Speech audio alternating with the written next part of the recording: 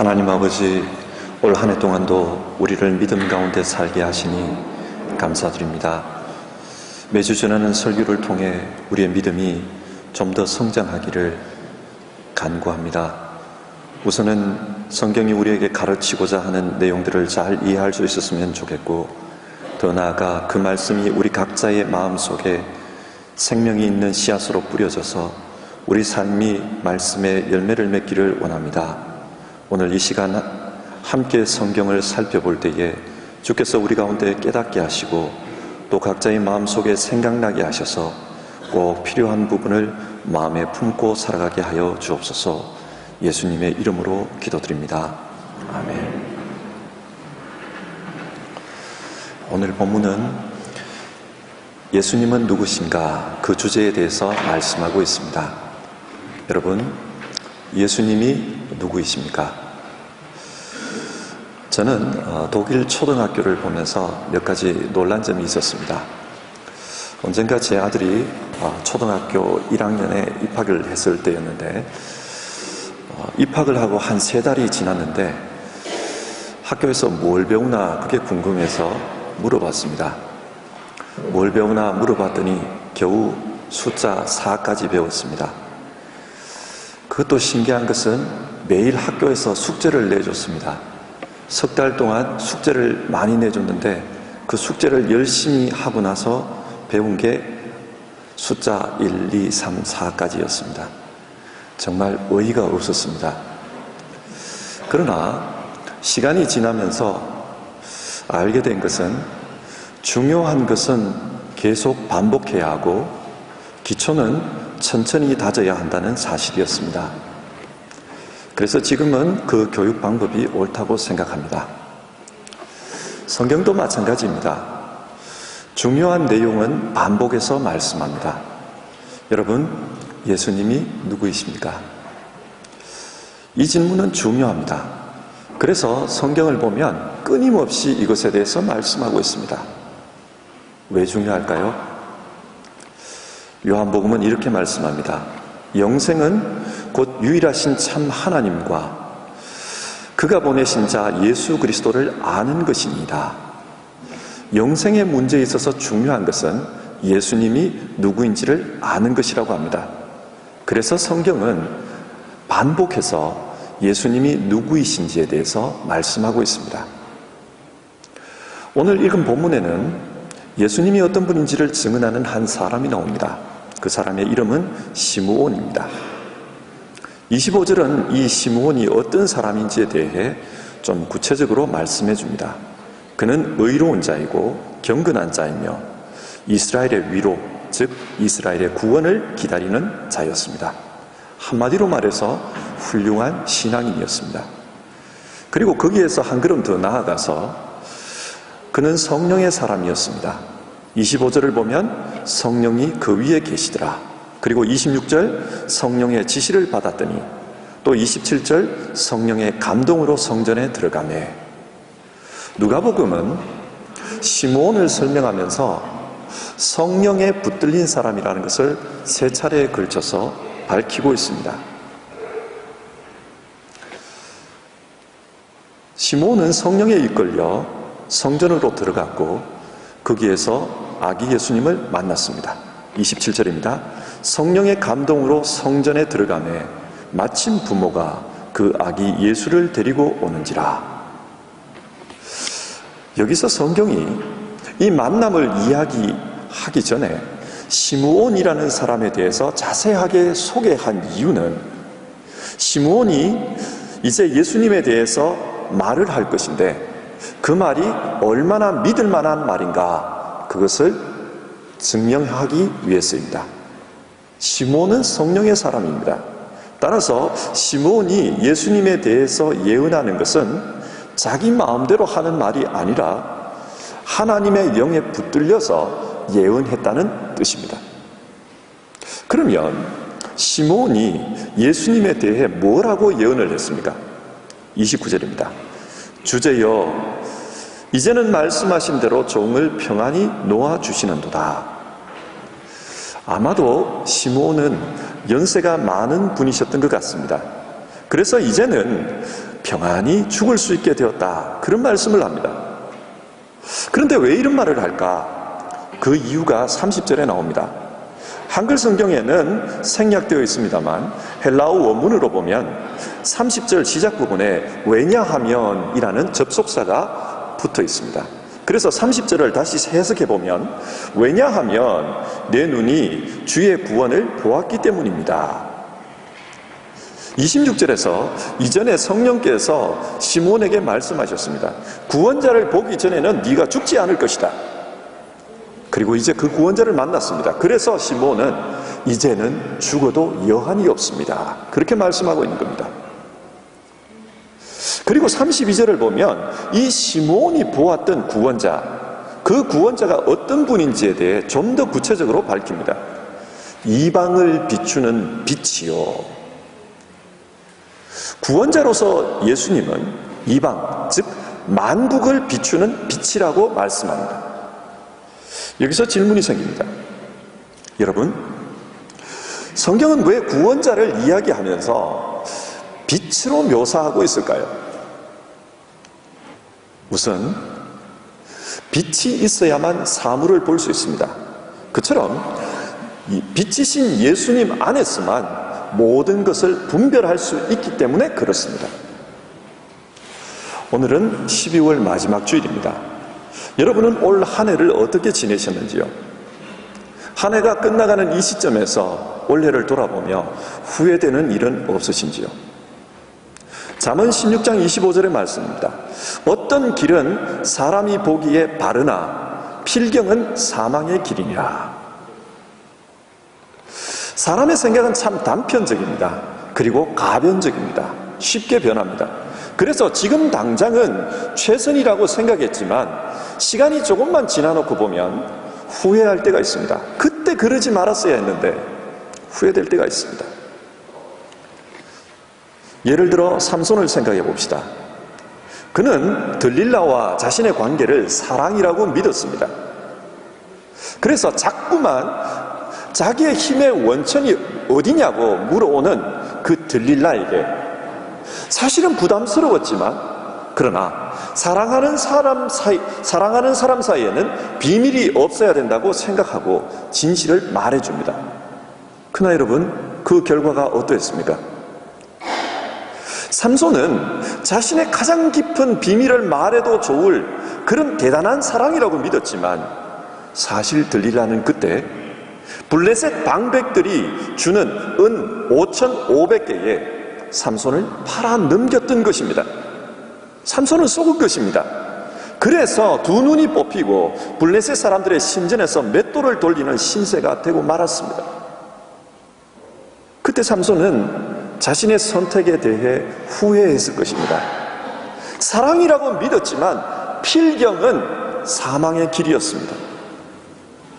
이처럼 우리 역시 자신의 감정에 속을 때가 있습니다.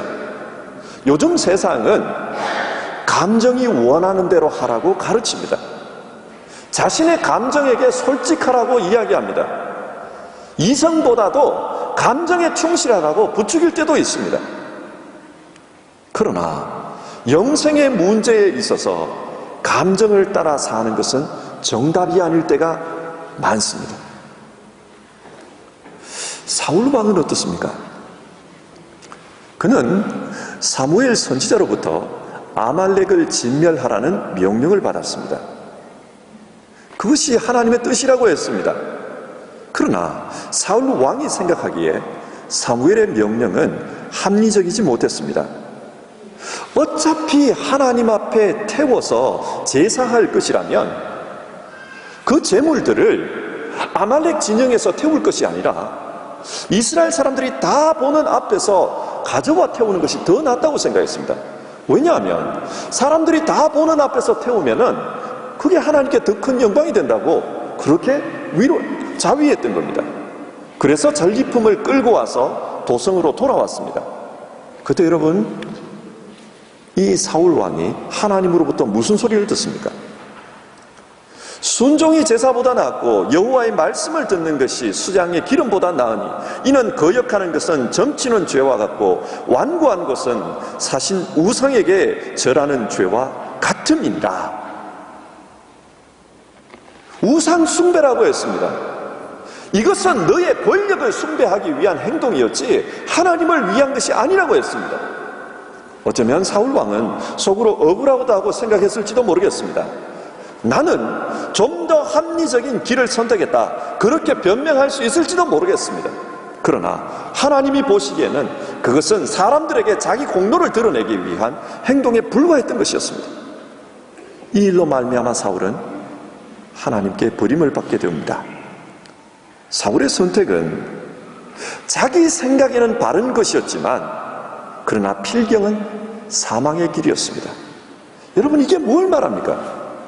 인간의 이성 역시 생명과 사망에서 절대적인 기준이 될 수 없다는 겁니다.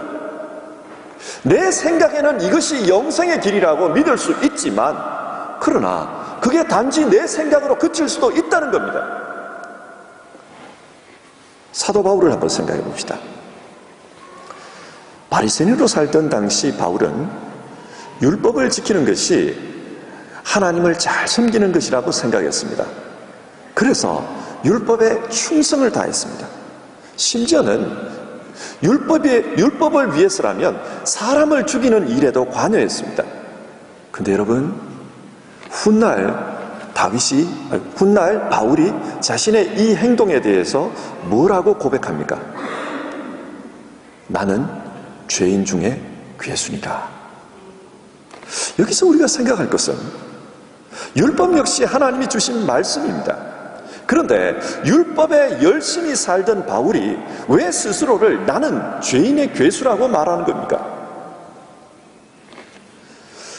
바울이 이 말을 덧붙입니다. 이는 내가 믿지 아니할 때에 알지 못하고 행하였음이니라. 왜 그런 행동을 했는가? 알지 못해서 그랬다는 겁니다. 이게 뭘 말합니까? 종교적 열심 역시 믿을 만한 것은 못 된다는 사실입니다. 바울은 종교적으로 굉장히 열심히 컸습니다. 그러나 그 종교적 열심이 바울의 영생을 좌우하지 못했습니다. 이 세상에는 정말 열심히 많은 종교인들이 있습니다. 그러나 그 열심이 영생을 보장하지 않습니다. 마태복음 7장에 주의 이름으로 귀신을 쫓아내고 주의 이름으로 선지자 노릇을 했지만 마지막 때의 주님으로부터 나는 너를 알지 못한다, 그 말을 들었던 사람들의 이야기가 나옵니다. 종교적 열심이 구원을 보장해주지 못한다는 겁니다. 이런 상황에서 성경은 예수만이 빛이라고 말합니다. 예수만이 구원의 길을 비춰줄 수 있다고 말합니다. 우리 시대를 한번 생각해 봅시다. 저는 개인적으로 우리 시대가 참 신앙하기 어려운 시대라고 생각합니다. 우리 시대를 틀렸다라고 말하는 것이 아닙니다. 뭔가 이유가 있었기 때문에 세상이 지금처럼 이렇게 변해왔을 것입니다. 그런데 이렇게 변한 세상에서 신앙하는 것은 너무 힘듭니다. 예를 들어서 요즘에는 단순하게 믿는 것이 잘 안 됩니다. 사람들은 이해되지 않으면 믿지를 않습니다. 어려서부터 이성적으로 생각하도록 훈련받아 왔기 때문에 그렇습니다. 그래서 단순하게 믿고 싶어도 단순하게 믿겨지지가 않습니다. 그리고 우리 시대에 사람들을 향해서 신앙만이 유일한 참길이다, 그렇게 주장하고 싶은데 그것도 쉽지가 않습니다. 왜냐하면 신앙을 가르치는 종교단체 혹은 종교인들 중에 너무나도 실망스러운 실수를 하는 사람들이 많이 있기 때문입니다. 저는 이 사람들을 교회 혹은 목사라고 부르고 싶지 않습니다. 이런 종교인들은 신앙 없는 사람보다 못한 경우도 많습니다. 그래서 이런 사람들을 보노라면 교회에 가야 구원받을 수 있다, 이 말을 하기가 쉽지가 않습니다. 그런데 이런 상황을 살고 있는 우리에게 성경은 예수만이 영생의 빛이다, 그렇게 말씀하고 있습니다. 여기서 이런 질문을 한번 해봅시다. 여러분, 왜 예수님만이 영생의 길을 비춰주는 빛이라고 합니까? 성경은 왜 그런 이야기를 합니까? 좀 교리적인 이야기를 하겠습니다. 이사야서에 이런 말씀이 나옵니다. 일어나라, 빛을 발하라. 하나님께서 자기 백성을 향해 너희는 세상의 빛이 되라고 말씀합니다. 그런데 세상에 빛이 된다는 것이 무엇일까요? 이사야서 60장은 빛이 무엇인지에 대해 분명하게 이야기합니다. 다시는 낮에 해가 네 빛이 되지 아니하며 달도 내게 빛을 비추지 않을 것이요 오직 여호와가 네게 영원한 빛이 되며. 여기서 이사야가 말하는 일어나라 빛을 발하라, 그 빛은 하나님이라고 말합니다. 그런데 이 말씀은 계시록 21장에서도 똑같이 나옵니다. 하나님 나라에서 빛은 하나님이라는 겁니다. 성경은 하나님을 빛이라고 합니다. 그러므로 일어나라 빛을 발하라, 여기서 빛을 발한다는 것은 마치 거울이 빛을 반사하듯이 세상에 하나님을 비추라 이 말입니다. 너의 삶을 가지고 하나님을 비추라 이 말입니다. 그런데 문제는 이 땅에서 살아가는 사람들 중에 어떤 누구도 하나님을 제대로 볼 수 없다는 사실입니다. 디모데전서 6장에서 바울 사도가 이런 말을 합니다.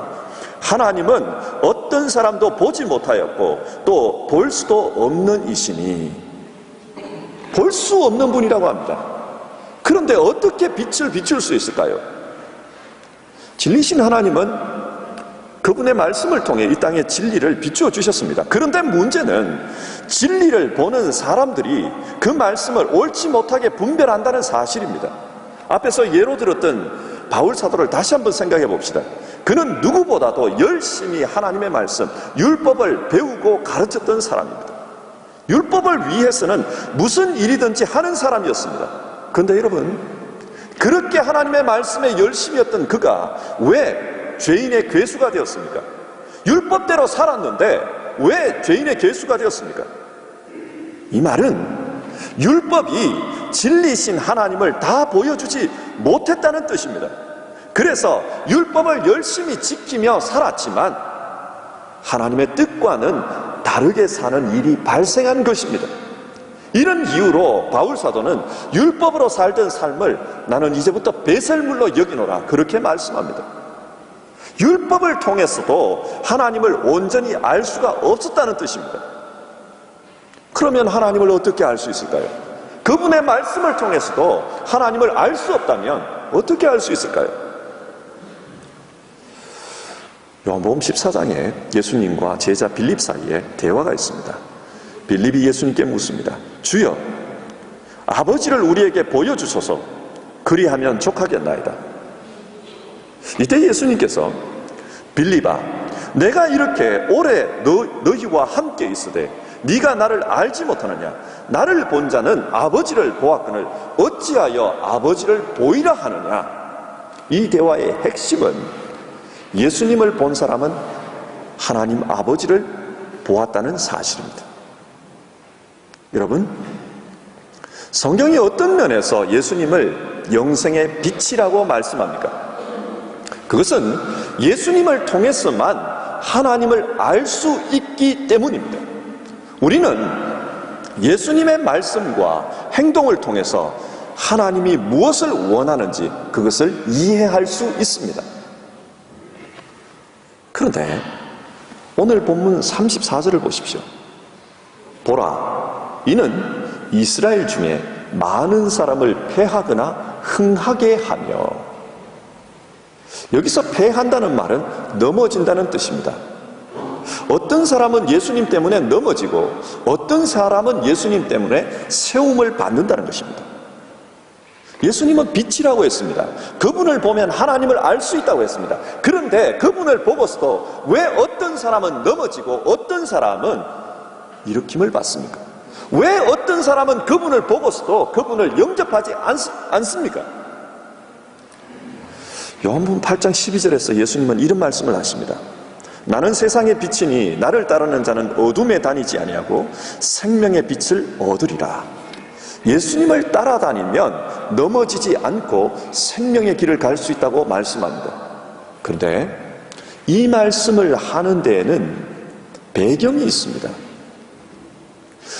나는 세상의 빛이라 이 말씀을 하시기 전에 한 일화가 소개됩니다. 우리가 잘 아는 일화입니다. 간음하다가 현장에서 잡힌 여인의 이야기입니다. 사람들은 이 여인을 데리고 와서 주여, 이 여인을 어떻게 처리해야 할까요? 그렇게 질문합니다. 그리고 참고로 모세는 이런 경우에 돌로 쳐 죽이라고 했습니다. 그런 말을 했습니다. 예수님은 즉답하지 않았습니다. 땅바닥에 뭔가를 쓰기만 하고 계셨습니다. 그러자 사람들이 예수님께 재촉합니다. 어떻게 해야 됩니까? 그때 예수님이 한 말씀 하십니다. 죄 없는 자가 돌로 치라. 그리고 침묵이 흐릅니다. 사람들은 하나둘 그 자리를 떠나게 되었습니다. 그리고 나서 예수님께서 여자에게 묻습니다. 너를 정죄하던 자가 어디 있느냐? 그 후에 예수님께서 나는 세상의 빛이니 나를 따르는 자는 어둠에 다니지 않고 생명의 빛을 얻으리라. 그 말씀을 하셨습니다. 나는 세상의 빛이다. 이 말씀은 간음한 그 여인에게 하셨던 말씀입니다. 자, 여기서 생각해 봐야 할 부분이 있습니다. 여러분, 사람들은 왜 그 현장을 떠났을까요? 방금 전에 흥분해서 돌을 들고 여자를 쳐 죽이겠다고 했던 그들이 왜 하나둘 그 자리를 떠났을까요? 사람들은 그 여인의 죄만 생각했지 자기 죄는 생각하지 않았기 때문입니다. 여기서 자기 죄라는 게 뭘까? 간음은 혼자 하는 것이 아닙니다. 간음은 남자와 여자 두 사람이 있을 때 가능합니다. 그런데 사람들은 연약한 여인만 잡아왔지 남자는 잡아오지 않았습니다. 왜 그랬을까요? 남자가 달리기가 너무 빨라서 잡지 못했을까요? 아마도 그 남자는 돌을 들고 서 있는 그 사람들과 잘 아는 사이였을 것입니다. 따라서 자기들이 잘 아는 그 사람을 그냥 놔둔 겁니다. 그리고 여자만을 희생 제물로 데리고 온 겁니다. 여기서 돌을 들고 서 있었던 그 남자들의 사고방식이 드러납니다. 지금도 중동에서는 남자는 성범죄에 대해서 관대합니다. 그러나 여자에게는 아주 엄격합니다. 간음 문제에 있어서 남자가 그럴 수도 있지, 그렇게 생각하는 것이 그들의 관례입니다. 그러나 여자가 그런 죄를 지으면 죽여야 한다, 그런 생각을 하고 있었던 겁니다. 어쩌면 거기 돌을 들고 서 있는 그 남자들도 똑같은 실수를 이전에 했을지도 모릅니다. 남자가 그럴 수도 있지. 그러니 주님께서 죄 없는 자가 돌로 치라 그 말을 했을 때 다들 돌을 버리고 돌아갑니다. 자기 죄가 생각나는 겁니다. 예수님은 지금 남의 죄가 아니라 네 죄를 생각하라 그 말씀을 하신 겁니다. 사람들이 빛이신 예수님을 보고도 따르지 못하는 이유가 어디에 있습니까? 여기에 있습니다. 하나님의 말씀을 통해 남의 문제를 보려고 하지 자기 문제를 보려고 하지 않기 때문입니다. 요즘 사람들이 성경에 대해서 관심을 가지는 부분을 보면 하나님께서 내게 무슨 말씀을 하셨다 이게 아니라 마치 남의 문제에 대해서 이야기하듯이 그렇게 관심을 가집니다. 왜 이 부분은 이해가 잘 안 되지? 왜 성경은 과학적으로 이해가 안 되는 이런 말을 써놓았지? 여기에 호기심을 가집니다. 그 말씀이 내게 무엇을 말씀하는 하나님의 말씀이다, 거기에 관심을 가지지 않습니다. 그러나 예수님이 지금 원하시는 것은 하나님의 말씀 앞에서 자기를 발견하라는 겁니다. 남의 이야기를 발견하지 말고 너의 이야기를 발견하라, 그 이야기입니다. 물론 신앙은 공동체를 배경으로 하기 때문에 때론 남에 대해 말할 수도 있습니다. 그러나 그것이 자기 구원을 위해 무슨 유익이 되겠습니까? 돌을 든 사람들은 그 여인의 문제만 생각했지 돌을 들고 서 있는 자기 자신의 문제를 생각하지 않았던 겁니다. 영생의 빛이신 그분을 보고도 사람들이 넘어지는 이유는 그분을 보고 자기 문제를 생각하지 않기 때문입니다. 남의 문제를 생각합니다. 종교다원주의를 생각합니다. 힌두교인을 생각합니다. 기독교가 들어오기 전에 한국 땅에 살았던 그 조상들을 생각합니다. 그때 어떻게 되었지요? 사람들은 거기에 관심이 있습니다. 내 문제를 생각하지 않습니다. 그러나 하나님의 말씀을 자기에게 적용하면 자기의 적나라한 모습이 그대로 보입니다. 여기에서 영생의 빛은 비춰집니다. 말씀을 정리해 보겠습니다. 오늘 본문은 예수님이 어떤 분인지에 대해 시므온이 예언한 내용입니다. 시므온은 예수님을 만민을 위한 빛으로 예언했습니다. 그 빛은 하나님이 어떤 분인지 또 자기 자신이 어떤 존재인지를 가르쳐주는 빛이었습니다. 칼빈은 기독교 강요에서 신앙은 하나님을 아는 것인데, 그런데 하나님을 알려고 하는 사람은 우선 자기 자신이 어떤 사람인지를 아는 사람만이 하나님을 알려고 한다, 그렇게 이야기합니다. 자기 자신이 죄인이기 때문에, 그래서 자기 힘으로는 구원이 불가능하다는 것을 발견한 사람, 그 사람만이 하나님을 알려고 한다는 겁니다. 그래서 신앙에서 중요한 것은 하나님을 아는 것인데, 그러나 하나님을 아는 사람은 자기 자신을 아는 사람이라고 합니다. 신앙에서는 두 가지가 중요하다는 것, 하나님을 아는 것, 그리고 자기를 아는 것. 예수님은 오늘 우리에게 하나님이 어떤 분인지 또 우리 자신이 어떤 존재인지를 알기를 원하셨습니다. 따라서 우리는 신앙을 하면서 하나님을 아는 것, 그리고 자기 자신을 아는 것, 거기에 집중해야 합니다. 여러분, 올 한 해 신앙하시면서 하나님을 아는 일과 또 자기 자신을 아는 일에 있어서 얼마나 많은 진보를 이루셨습니까? 얼마나 우리 자신에 대해, 하나님에 대해 더 많이 알게 됐습니까? 저는 이번 주일 설교를 하면서 사실은 성경 말씀에 집중할 수가 없었습니다.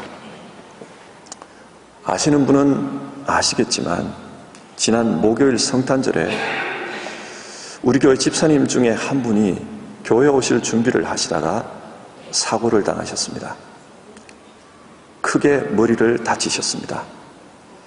그래서 병원에서 2번의 뇌수술을 하셨지만 지금도 상황은 아주 나쁜 상황입니다. 의식이 없습니다. 병원에 계시는 그분을 찾아뵈면서 너무 안타까웠습니다. 1970년도에 독일 땅으로 오셨다라는 이야기를 들었습니다. 45년의 세월 동안 그분이 사셨던 삶을 머릿속으로 상상해 보았습니다. 의식 없이 인공호흡기에 의지해서 숨쉬시는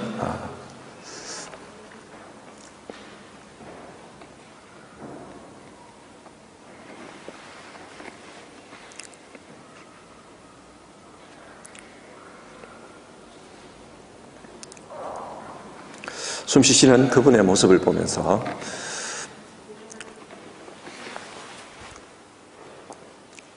독일 땅에서 살아오신 그 삶을 한번 상상해 보았습니다. 참으로 고단한 인생이었을 것 같다, 그런 생각이 들었습니다. 그러면서 동시에 지난 시간 동안 교회에서 집사님이 보여주셨던 모습들도 같이 생각이 났습니다. 비록 거동이 불편하신 몸이지만은 언제나 교회를 위해 봉사하시려고 하셨던 그 모습, 그리고 공동 식사가 있으면은 언제나 교인들을 위해서 이런저런 나물들을 준비해 오셨던 그 모습이 생각이 났습니다. 그리고 오시는데 쉽지 않았겠지만은 그럼에도 불구하고 새벽마다 새벽 기도에 나오셔서 기도하시던 그 모습이 자꾸만 생각이 나서 성경이 손에 잡히지 않았습니다. 그러면서 이런 생각이 들었습니다. 이게 마지막인가? 어쩌면 지난주에 드렸던 그 예배가 그분에게는 마지막의 예배였던 것인가? 그 생각이 자꾸만 들었습니다. 그래서 어쩌면 앞으로도 이런 식의 갑작스러운 이별이 자꾸 다가오는 것은 아닐까? 내가 했던 이 설교가 그 사람에게는 마지막 설교가 되면 어떨까? 아무 의미 없이 듣고 그저 예배당 문을 나가면서 머릿속이 하얘져 버리면, 그러면 어떨까? 많은 고뇌가 생겼습니다. 그래서 오늘 말씀, 예수님 앞에서 어떤 이는 흥하고 어떤 이는 넘어진다는 이 말씀이 제게는 간절하게 다가왔습니다. 혹시라도 우리 성도님들 가운데 영생의 빛이신 그분을 알고 있음에도 불구하고 그렇게 넘어지는 분이 나와서는 안 되는데, 혹시라도 자기 이성을 믿고 자기 감정을 믿고 그렇게 살다가 넘어지시면 안 되는데, 그 생각이 들었습니다. 그래서 오늘 설교를 준비하고 사실은 설교 원고를 다 엎어버렸습니다. 사람들에게 듣기 좋은 소리, 사람들에게 질서 요영한 그런 설교를 하는 게 중요한 게 아니라, 어쩌면 마지막이 될 수도 있는데, 어쩌면 이게 내가 전할 수 있는 그 사람에게 마지막 설교일 수도 있는데, 정말 마지막일 수도 있는데, 그런 생각이 들었기 때문입니다. 여러분, 성경은 우리에게 말씀합니다. 하나님을 아는 것, 그리고 하나님을 아는 것, 그리고 우리 자신이 어떤 사람인지 어떤 존재인지를 아는 것, 그게 살 길이라고 우리에게 말씀합니다. 주님은 그것을 비춰주기 위해서 우리 가운데 오셨다고 말씀합니다. 저는 개인적으로 구도자라는 말을 참 좋아합니다. 구도자, 예수님의 도를 추구하는 사람이라는 뜻입니다. 빛이신 예수님 앞에서 구도자의 삶을 살았으면 좋겠습니다. 우리에게 주어져 있는 시간 동안 하나님이 어떤 분인지, 그리고 내가 어떤 인생을 살고 있는지 그것을 비춰보면서 살았으면 좋겠습니다. 오늘은 12월의 마지막 주일입니다. 한 해의 시작이 있고 마지막이 있듯이 우리의 인생도 언젠가는 마지막이 있을 것입니다. 우리가 이것을 기억하면서 구도자로 삽시다. 하나님 앞에서 하나님이 어떤 분인지, 또 내가 어떤 모습으로 살고 있는지 그 빛을 비추며 그렇게 살기를 원합니다. 기도하겠습니다.